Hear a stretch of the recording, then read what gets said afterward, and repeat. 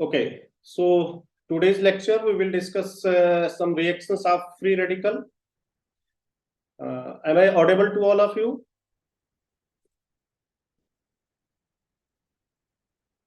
You can reply in the chat box. Okay, so see, free radicals, they have unpaired electrons. Have unpaired electron or electrons means any species having one or more unpaired electrons, you can consider that species as a radical. And free radical, right?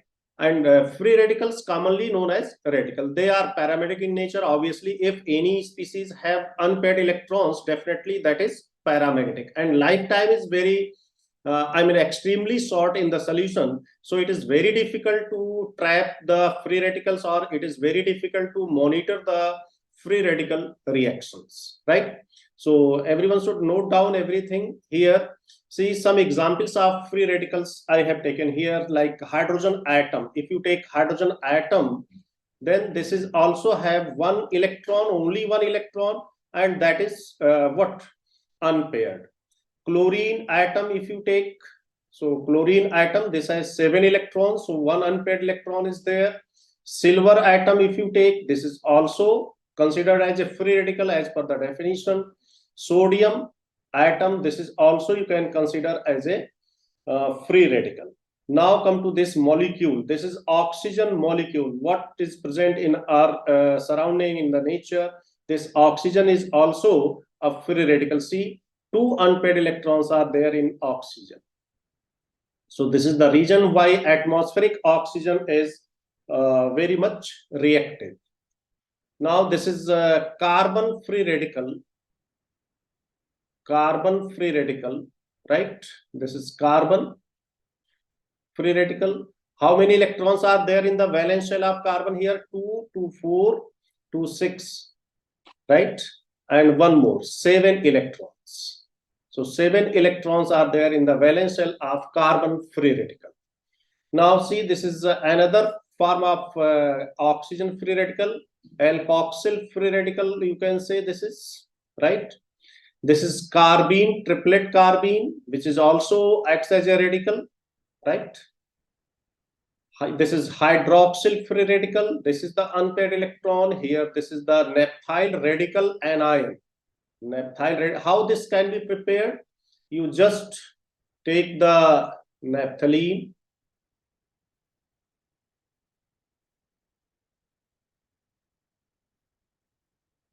put one electron here, and you can take source of this electron, could be sodium or any electropositive element.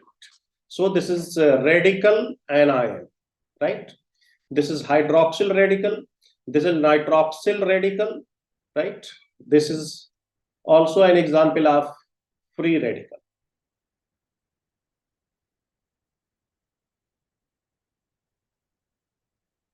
Clear to everyone?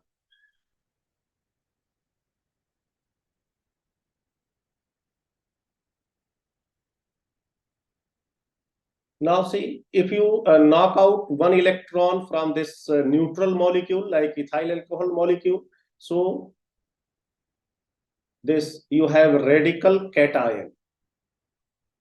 You have radical cation, right? So radical cation, that also a kind of radical. So we have free radical, radical anion, and radical cation. All they are the kind of free radical. They fulfill the definition of this unpaired electrons paramagnetic nature, right?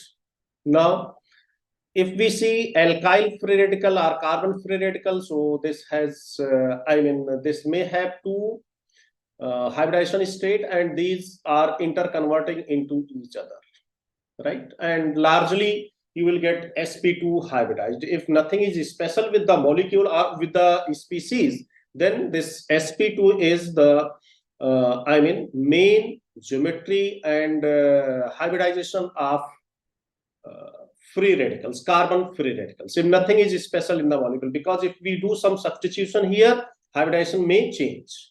Hybridization may change, right? But sp2, sp3, these two are possible.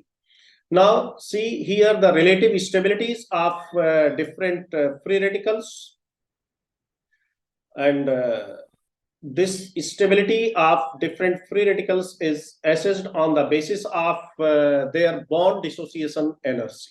Means how much energy is required to form these free radicals, right? So the most stable free radical we have, that is this allyl free radical. This is the most stable free radical. After that, this formyl free radical, then benzyl free radical, then cyclohexyl, then this is tertiary free radical. This is secondary free radical. This is trichloromethyl free radical. This is ethyl free radical. So this is secondary free radical. This is primary free radical. This is methyl, and this is vinyl free radical. And this is trifluoromethane free radical. So this is the relative stabilities of different free radicals. Relative stabilities of different free radicals. And what factor we can consider in the stability of these free radicals? So we have 2-3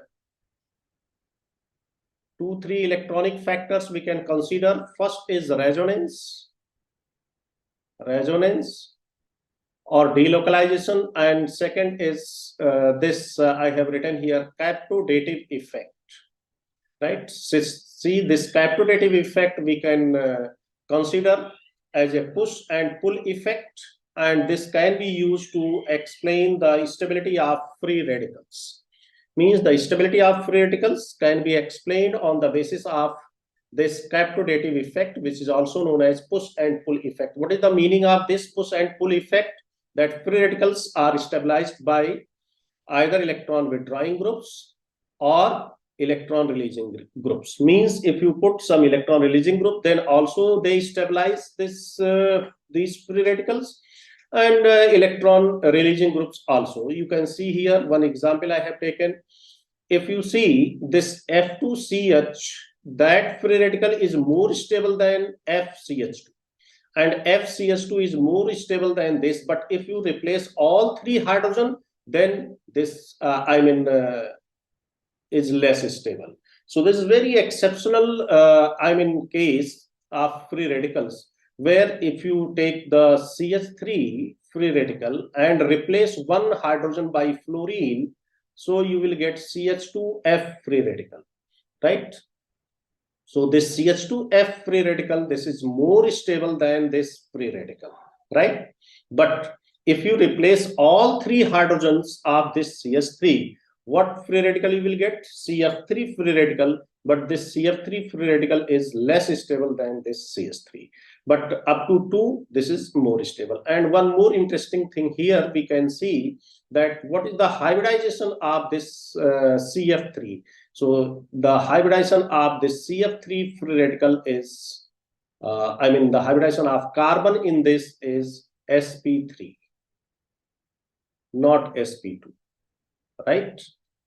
So CF3 free radical, which is sp3 hybridized, have sp3 hybridized carbon. Okay.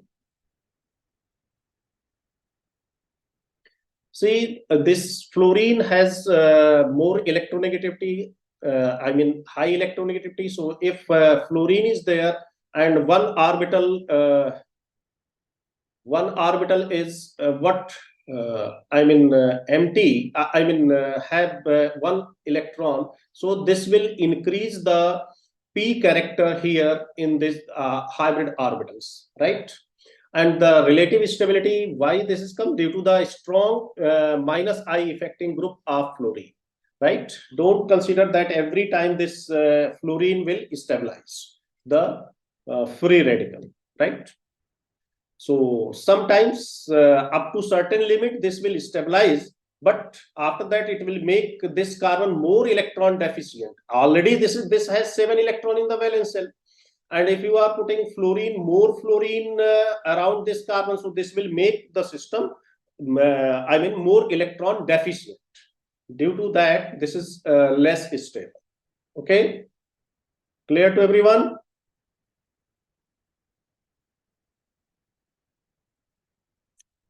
Now see, let's do some history of this free radicals. So Gomberg in 1900, he started one reaction, that is PH3CCl, and he treated with this silver. He will get he get yellow solution, right? And this yellow solution rapidly converted into the different compounds, right?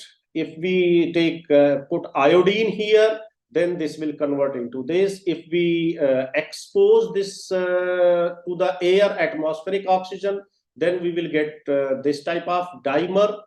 And if we do not do anything, then what will happen? This free radical dimerize itself.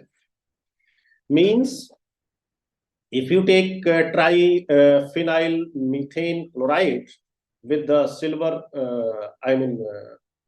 atom, so this is yellow solution we will get immediately.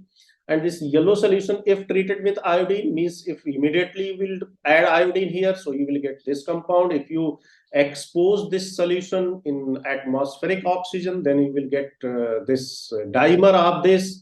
And if you do not do anything with this, after some time, automatically this will dimerize. So this is the first observation of the free radicals observed by Gomberg in 1900. But see how much time it will take to explain the structure and characteristic feature of this dimer in 1970. UV spectrum of this molecule has been done, and the absorption lambda max is 313 nanometer, right? So you can say after 70 years of the discovery of this Gomberg dimer, and Gomberg dimer is nothing, this is the triphenyl methane free radicals dimer, right? So triphenyl methane free radical that will dimerize, because lifetime is very less of the free radicals in the solution. So immediately this will convert into some neutral molecule. So this will dimerize, and this dimer is known as Gomberg dimer, right? So discovery done by this Gomberg. Other free radicals also we can do with the tetramethyl lead. If you heat barely with up to 450 degrees Celsius, you will get a methyl free radical and lead.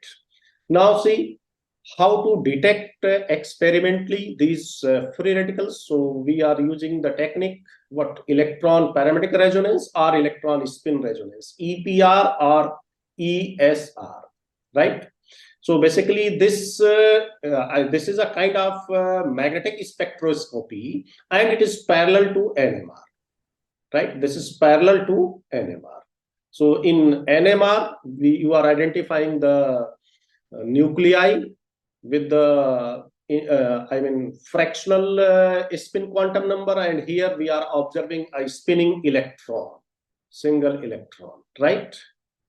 So this has two states, -half and +half, right? So all these things are similar to the NMR. So if it is asked that what technique we can use, so your answer is ESR or EPR we can use. But this is very difficult to observe free radicals in the reaction, because they are very less stable. So we had to perform our experiments in the real time, means the reaction is going on in between. If you are able to do the spectroscopy, then only you can get some useful result, right?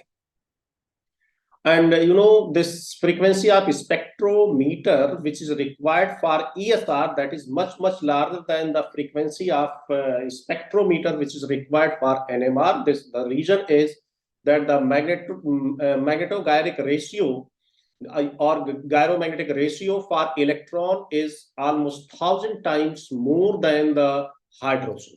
So that's why, to make the resonance of this electron, we have to put more, take the more frequency.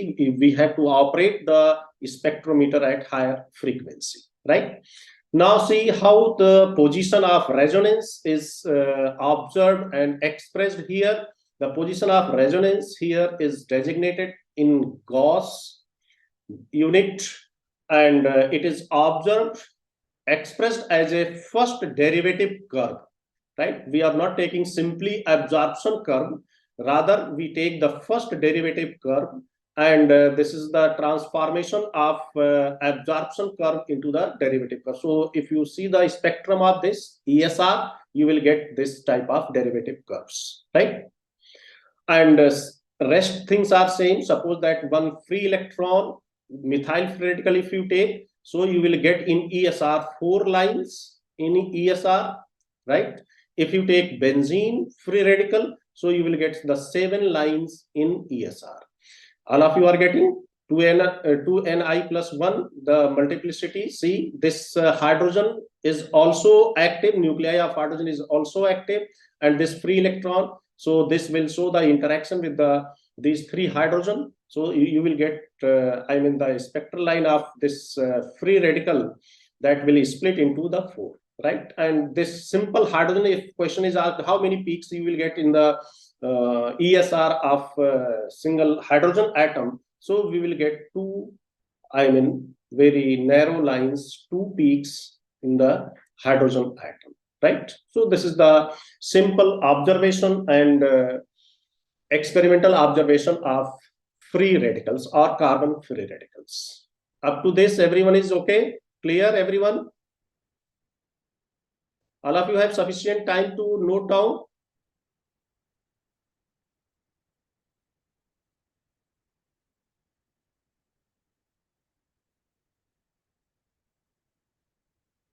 Okay. Now see the generation. A free radical reaction is useful when the bond in a molecule dissociates selectively below 200 degrees Celsius. Means if we consider thermal generation of free radicals, so the temperature should not be very high. If you take very high temperature, then many bonds are bonds which are not required or which are not our interest, they also can cleave from the molecule. So if in any molecule selectively any bond is there which can dissociate below 200 degrees Celsius, then the reaction can be proceed thermally. So I have shown here some molecules, and these are the popular molecules used in the free radical reactions. One is this benzoyl peroxide, PHCOO. So here this peroxide bond, which is very easily cleaved, and see the temperature range up to 60 to 100 degrees Celsius only. Temperature is required, and bond energy varies between 80 to 170. So this bond homolytic cleavage, undergo homolytic cleavage, so we will get free radical, right? So this is benzoyl peroxide, and this is AIBN. This is also very good free radical generator. AIBN. AIBN. What is the full form? Full form is azo-bis isobutyronitrile. Butyronitrile. Azo-bis isobutyronitrile. AIBN. This is also a very good, free radical generator or initiator. See, this bond will move homolytically cleave. This one electron will move here, and one electron will go there, one electron there. So you will get to this and N2 molecule. So this is also a very good free radical initiator. Now, see, tertiary butyl hypohalite.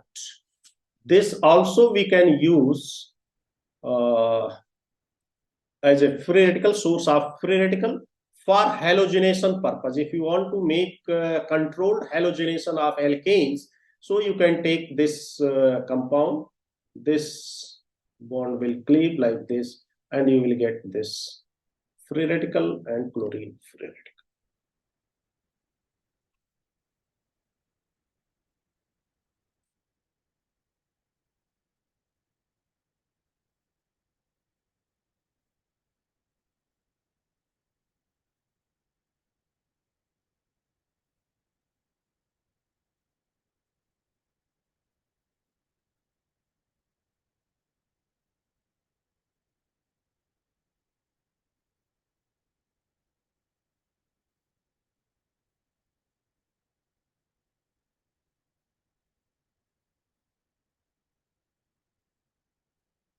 Now, the next method, that is photochemical.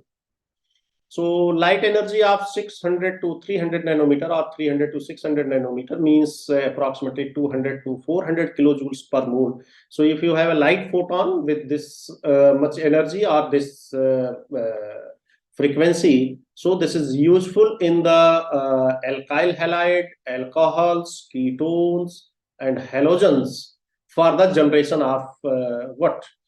Free radical. But if you take beyond this region, means shorter wavelength not required, because why you are taking the high energy if you are getting the free radical this, and if you take longer wavelength, then that is not useful here. So photochemical generation of free radical like chlorine or halogen, we can say X2. This is also, and this is ketone, so this bond is very easily cleaved and you will get the free radical. So this way you can generate photochemically also this free radicals. So free radicals can be generated photochemically as well as thermally. Now see other methods, how other methods can be used. So here you can see a radical from other radical. Means if you take this PHCOO free radical, and you know this free radical is very prone to decarboxylation, very easily decarboxylate. Carbon dioxide is a good leaving group, so this very easily undergo homolytic cleavage, and this will give the phenyl free radical and carbon dioxide. So sometimes one kind of free radical can be used to generate other kinds of free radical. Now see oxidation reduction method. Some oxidation reduction methods are also used to generate the free radical. Suppose that if you take H2O2 plus Fe2 plus, which reagent is this? Fenton's reagent. Fenton's reagent.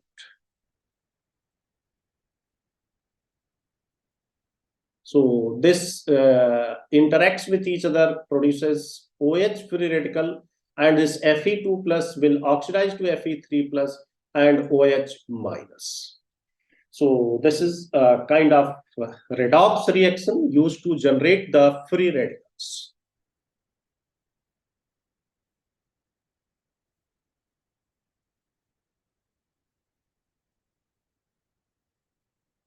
Now see, this is carboxylic acid, tertiary butyl carboxylic acid.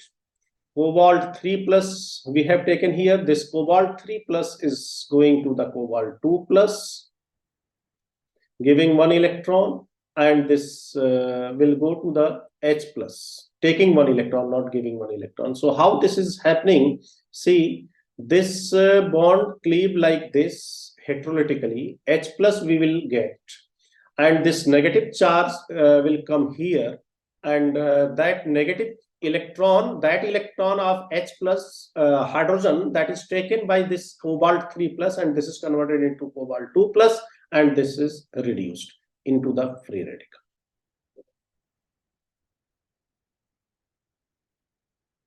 And one more very popular reaction all of you are knowing, that is coal-based electrolysis. So at anode, if you have this carboxylate anion, so that carboxylate anion at the anode, after the loss of electron, this will convert into the carboxyl free radical. and this carboxyl free radical decompose and give the alkyl free radical and carbon dioxide. See, whenever there is a chance of release of carbon dioxide, so this free radical, they prefer to release the carbon dioxide, giving other, and this tendency increases if your R stability of R is increases. Suppose that here, if tertiary free radical formation of the possibility of the formation of tertiary free radical is here, then the reaction is very, very fast. And now you can see here benzene and sodium. So this will form the, anion radical. So this is also oxidation reduction. This sodium is oxidized to Na plus, and this benzene is reduced to benzene ion free radical. So these are the methods of generation of free radicals. Up to this point, clear to everyone?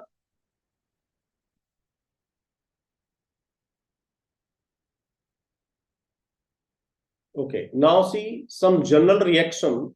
So general reaction, this is very common reaction, attraction of hydrogen atom from molecule by the free radical.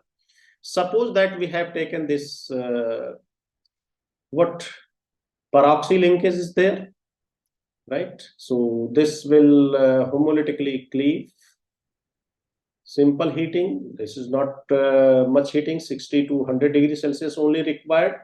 So we are getting this free radical, and this free radical, once it has possibility to react with HBr or any compound having this hydrogen atom, so this free radical prefer to attract hydrogen, right? And here you will get alcohol and Br free radical. One more possibility is there. That this O can attract bromine and this form ROBr and hydrogen free radical. There are two possibilities, but remember, this path never followed by any free radical reaction. This is very, very unfavorable path thermodynamically, right? So we can say that the formation of hydrogen free radical in any organic reaction is thermodynamically unfavorable path, right? So even whenever you are writing any mechanism, don't produce or don't form hydrogen free radical, because this is thermodynamically unstable or thermodynamically unfavorable process or unfavorable step. Okay. Now see, one very popular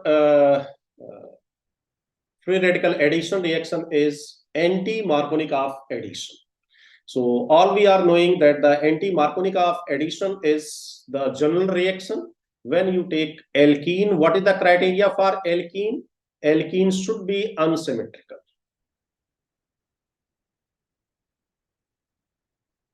If your alkene is not unsymmetrical, you will not get any, there is no role of this anti-Markovnikov addition or even in Markovnikov addition also. And your reagent also should be unsymmetrical. Reagent, this should also be unsymmetrical, right? So you will get this anti-Markovnikov addition. See here, I have written here the product. So this is unsymmetrical. How you have checked the unsymmetry in this? You can take the reference of this C double bond C. Here two hydrogens are there. Here only one hydrogen at this carbon and one alkyl group. So both the doubly bonded carbon are not, symmetrically substituted. So this is called unsymmetrical alkene, right? And this HBr. So if this bond we can cleave, so what? We are getting two different species. So this is also not symmetrical. This is also unsymmetrical. So unsymmetrical reagent, unsymmetrical substrate or alkene. So you will get here anti-Markovnikov addition. And what other feature? What are the different feature of this anti-Markovnikov addition? This is free radical addition. Free radical addition. and this is what? Regioselective,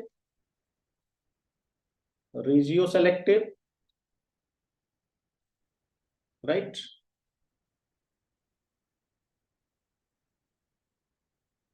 So we can see this is a major product, and so this bond is formed here, and this bond is formed, and this one pi bond is cleaved. So here one pi bond is converted into two sigma bonds. So this is simple addition reaction, and this addition reaction is carried out by free radicals. So this is called free radical addition reaction. Okay. Now, this free radical addition, if we consider hydrogen halides, so with only HBr, we will get anti-Markovnikov addition. If you take HCl or HI, you will not get any such reaction. Means you will not get major product this, minor product this, right? With HI or with HCl, the region is here I have given. Right, data I have given here. Now first you will look the mechanism. First step, heat, this homolytic cleavage, generation of free radical. This is the initiation step.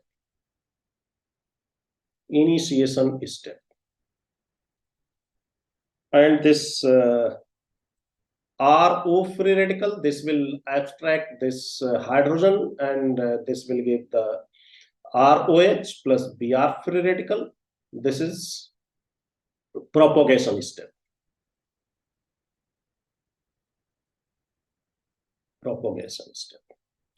Now see here,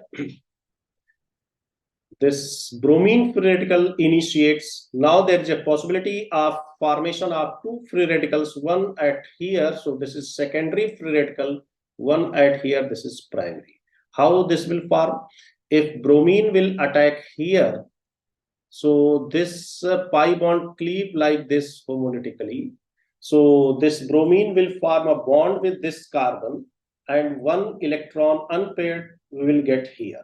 So we will get this secondary and primary, and we will know that secondary free radical is more stable. So in the next step, again this hydrogen is abstracted by this. So you can see here, in one step hydrogen is abstracted by free radical. In next step again hydrogen is abstracted. So you can say that hydrogen is moving here from one molecule to other molecule in the same reaction, right?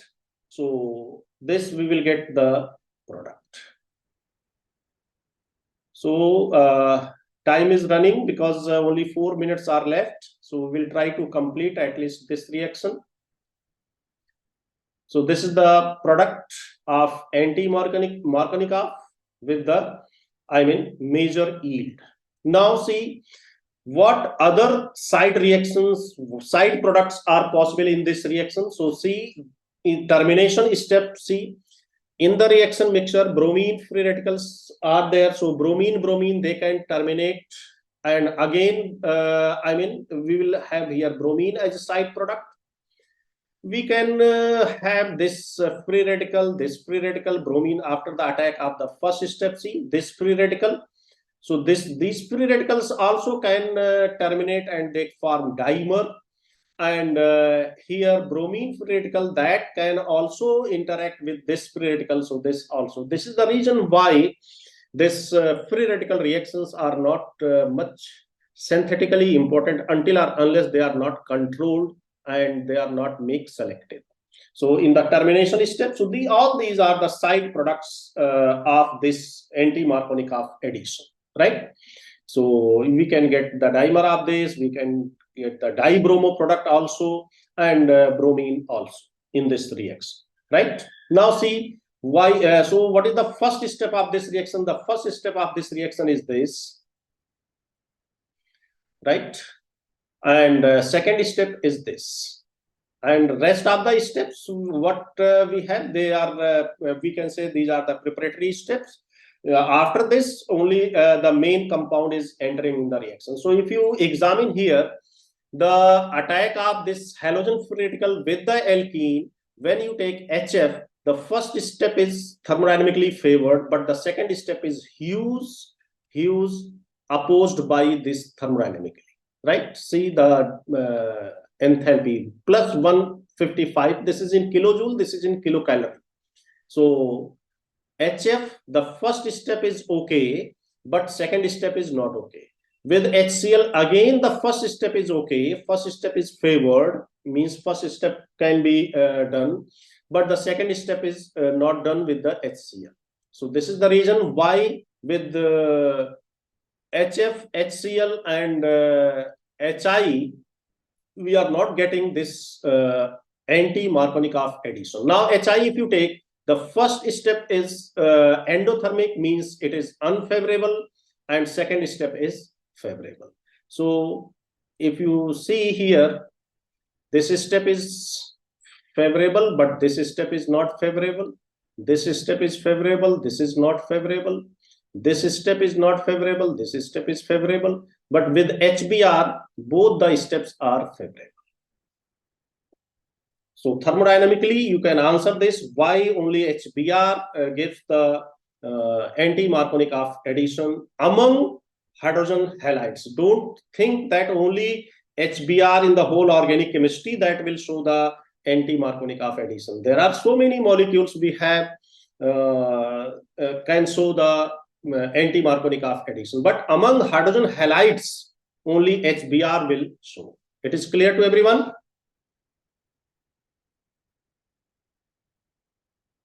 So this is anti-Markovnikov free radical addition, and see the stereochemistry. So stereochemistry of this free radical reactions are free radical addition or substitution reactions. So retention and inversion means racemization will take place in this. Anytime we may disconnect from the meeting because time is over, right? So